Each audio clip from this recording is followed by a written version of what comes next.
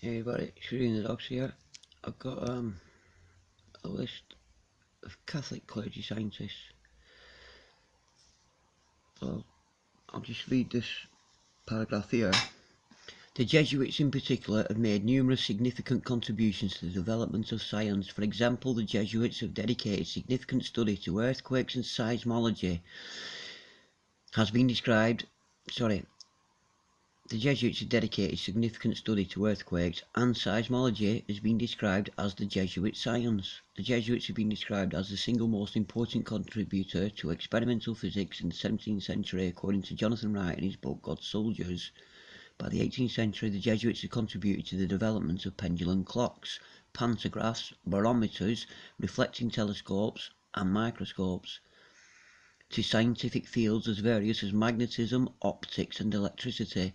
They observed, in some cases before anyone else, the colour bands on Jupiter's face, the Andromeda Nebula and Saturn's rings. They theorised about the circulation of the blood independently of Harvey, the theoretical possibility of flight, the way the moon affected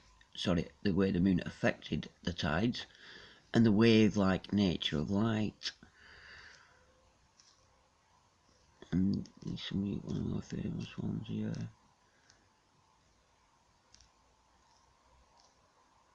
And my favourite picture is coming up in a minute. Look at that. That's supposed to be a depiction of the spherical Earth, this one here, but it's not, is it? Look, it's all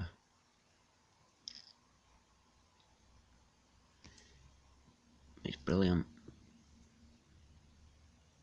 It's all opposing forces in it. It's all red against blue. It's the torus field, isn't it? The double torus field. There's the electric reality field. Magnet electric Earth, isn't it? To me, anyway. Hey, I'm off on a fucking tangent there. Just like it though. It's like hot, cold, black, white, man, woman, plus, minus. What they call it, the duality of life. Right, so there's this big massive list. These guys are around everything, right? They're into everything. I thought like religion and scientists were supposed to be some kind of clash and all this, and science is the new god and the new religion, and science is killing religion, and but these guys are the head of all the fucking science, all the science movements. Albertus Magnus, Dominican friar and Bishop of Regensburg, who has been described as one of the most famous precursors of modern science in the High Middle Ages, patron saint of natural sciences, works in physics, logic, metaphysics, biology and psychology, 1206, 1280, you know, and the Jesuits, they're just fingers on the same hand as the Dominicans, the Franciscans, the rest of them. They're all fingers on the same hand. The Jesuits are just like they're MI5 and one of the main.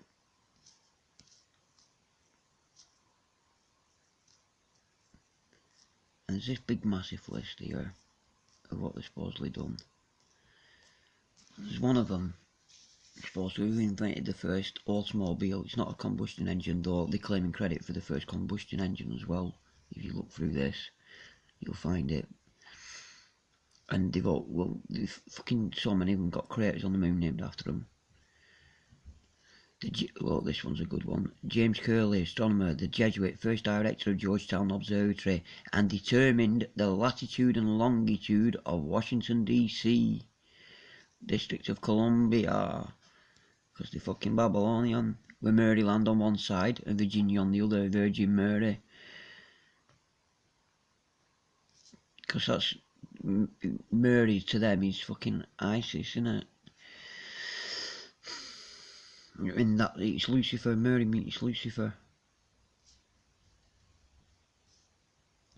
Jesuit mathematician and astronomer, after whom the creator Seismology is named.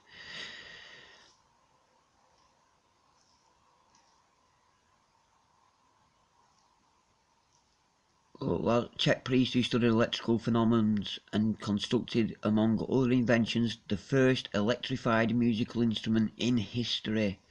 It also says the dynamo and the fucking electric motor.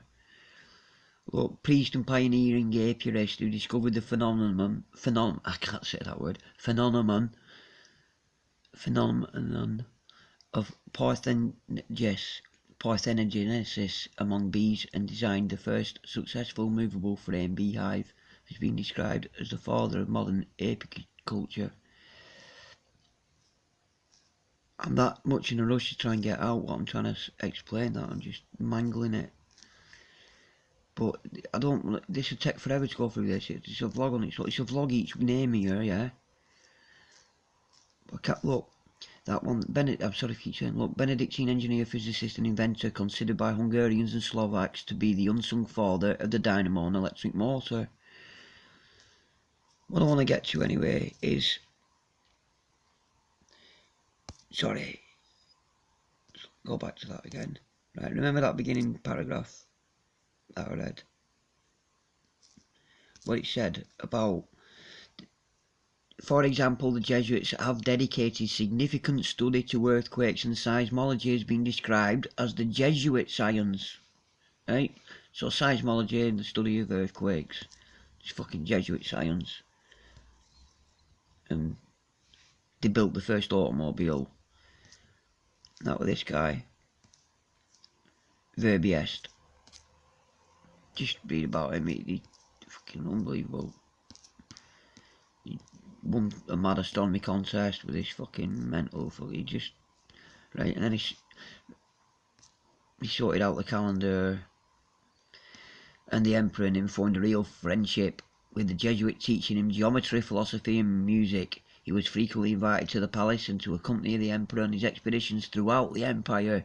He translated the first 6 books of Euclid into Manchu and took every opportunity to introduce Christianity.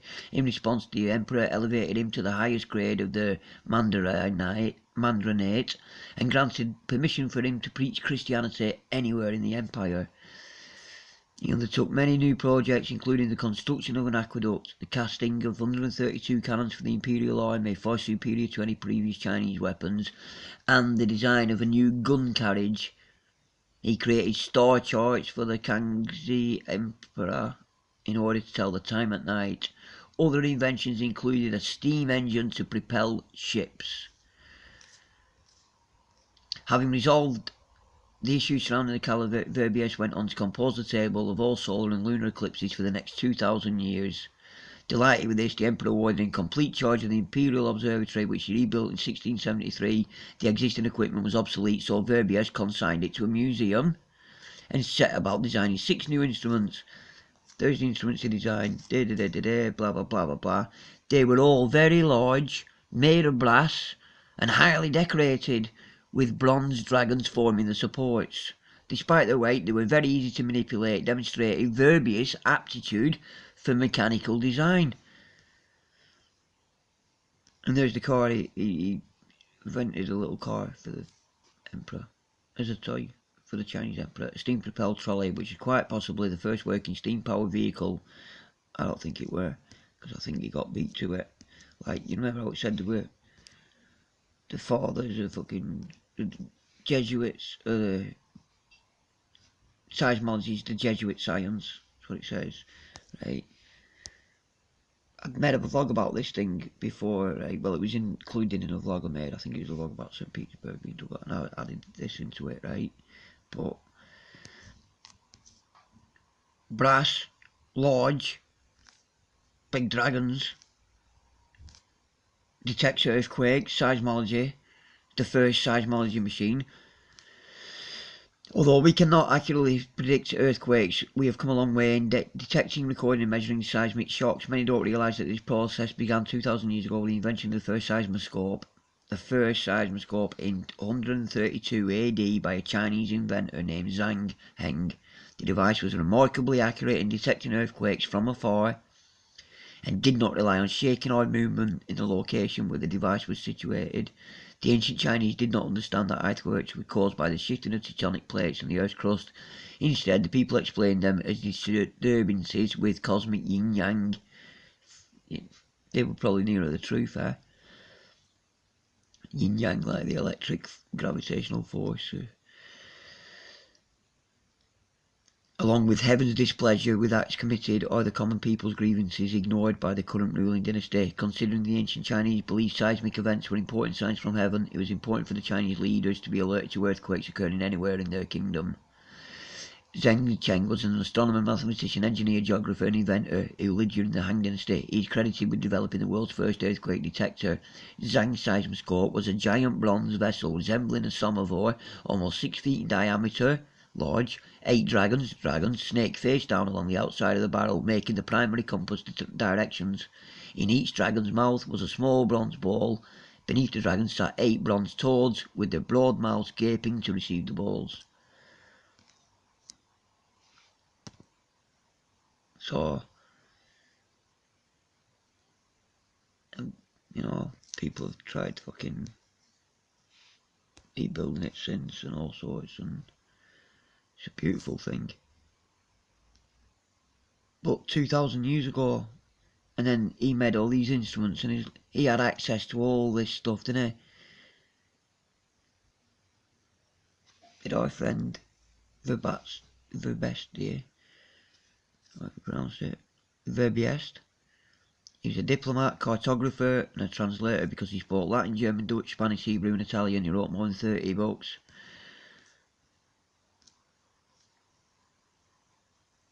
So he had access to all that, and then next thing you know,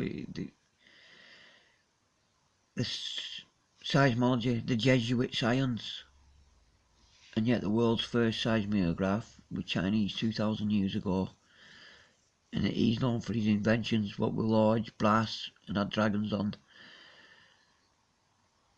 So see that list.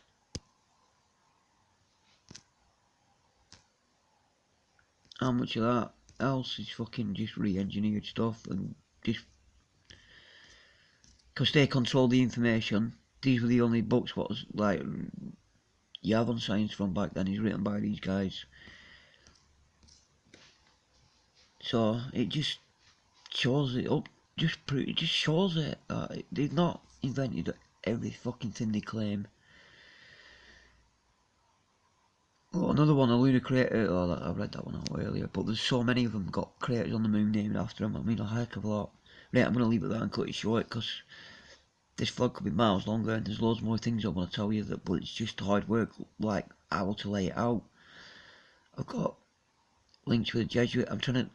The Jesuits and the Hamiltons. I think there's a link. The first Jesuits in Scotland were first in Hamilton before they moved to Glasgow, and I don't know, just got my suspicions there, because everything else is linking together. Wait, I'm gonna have to do this. Right, this is what I'm trying to get at. I made a vlog the other day showing this place, the Villa Fornays, and the Fornays family.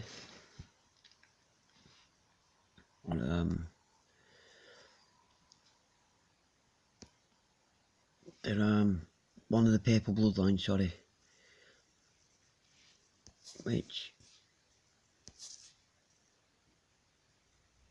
these characters, right? And I met a papal bloodlines of the Jesuits, wealthier, more powerful than the Illuminati. And Orsini, Breakspear, Aldo Brandini, Fornays, and Somaglia. And there's others as well, yeah.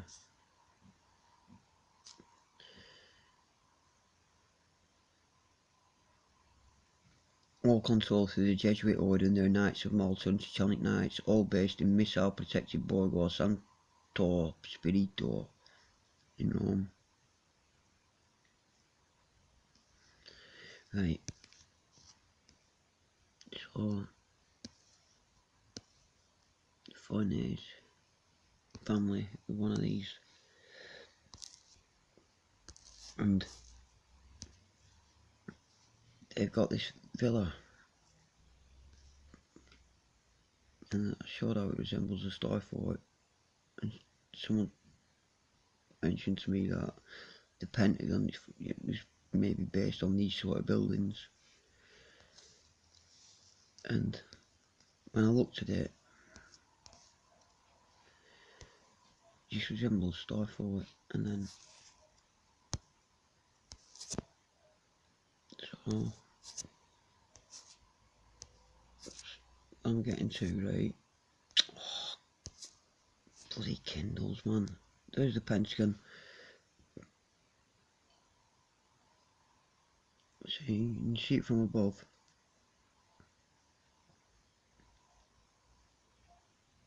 And even this front bit, you can't see it on a lot of images, right? That and about shows it best, I think. Yeah, even the land around it, see that square rectangle in front of it?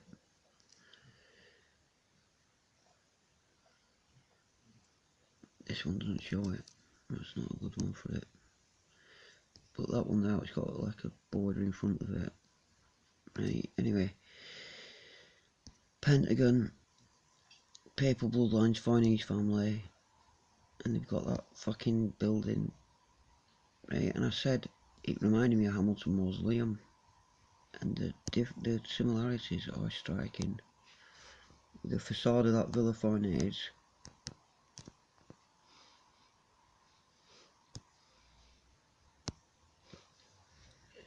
and Hamilton Mausoleum, you see the similarities between them. Look, this is...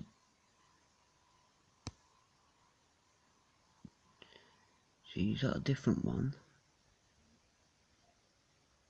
Can you see it's like got an underground...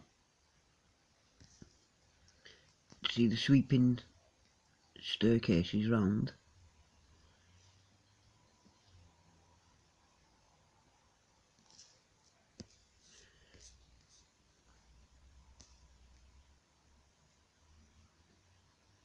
Oh, this is the kind of thing you get if you Google it. I'll have to use a combo of our own photos and polymers to give you an idea. As you see, Port Palace, Port Fortress.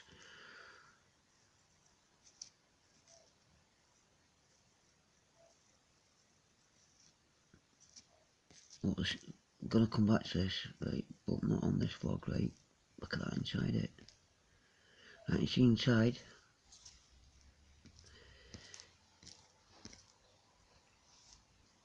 Oh, this place is unreal, isn't it? Out back, the obligative waterworks. This is a chain fountain like the one at Villante. Crying, coming out his nose. There's a Foreigners Palace in Viterbo too, right next to the Papal Palace. Julia, the notorious herself, is supposed to have lived here.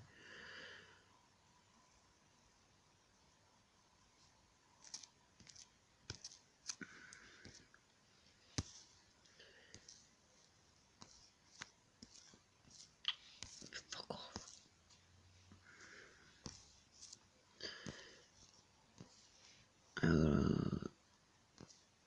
Villa Foreigners. Looks like a pentagon. You can see that round bit inside there. Right. Looks like the pentagon there, doesn't it? But there, look. See that? And the pentagon's gonna have bunkers in it underneath it. No, that's what it looks like. And then it's got that other bit underneath it. Well, it doesn't normally show, but that there shows it. I don't know, I'm getting mixed up here. Anyway, my point is, see it there? Inside the mausoleum, it's got a dome on top, but it's round inside just like this. It's the largest echo chamber in the world. It used to be. It's been beaten by a storage container, in a warehouse somewhere in north of Scotland. Anyway, but it's like that inside it, and where these arches are inside the mausoleum, that's where the bodies of his family are. But they've all been moved now because the thing leaking and all sorts. That thing's put up with no mortar. This is built with no mortar. And inside it is just like Oh, there's the Oculus window in it. See the arches? Oh, they're just under here.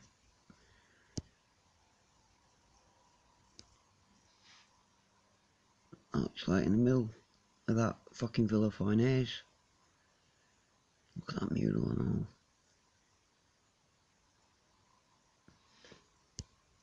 Yeah? And then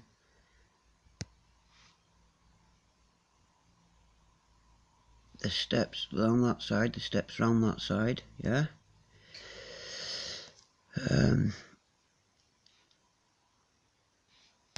And 1, 2, 3 doors there. I've shut that again, I'm sorry about this.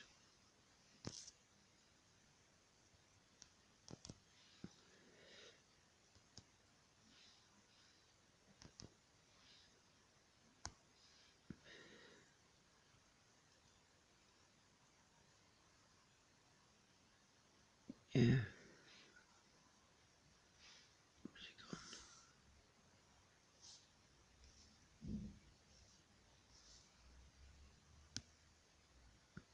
There, look, there's a staircase round the left side, there's a staircase round the right side. 1, 2, 3 passageways there.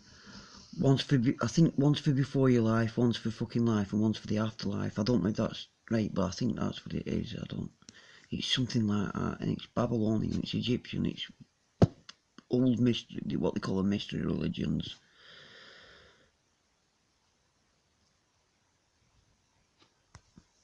And yeah, right. So there's 1, 2, 3 there, and then you go to the level above that, and there's 1 panel, 2 panel, 3 panel, 4 panel, 5 panel. Yeah, and the central, you know, the dark out ones. Okay, all the numbers obviously fucking have all sorts of meanings going on. But look, 1, 2, 3, 4, 5. Look at the lines are beautiful. Those lines are gorgeous, they're really big as well. You can like sit on the back of them, like the ones at Trafalgar Square, but where they're smooth, they're still like sandy stone. And the stone works all like a labyrinth. And it's got the same guy as what was in that Villa Farnese. It's the same fucking beady man who Lee from Febs goes mental about and haunts him. And he's there anyway. He calls him Lion King, I think that's who he means. But hey, Lion King! Febs.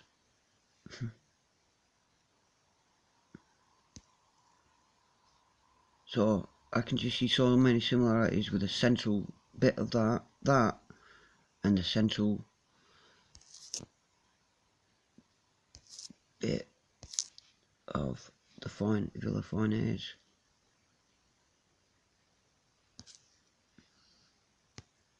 There, 1, 2, 3, and then above it, like imagine the central bit of the mausoleum. And then the mausoleum's got a dome on it, hasn't it? Well, this thing ain't got a dome, it's open. I think the dome represents the same as that opening, if you get what I'm saying. And that is a start for building. Got the old drawings of it.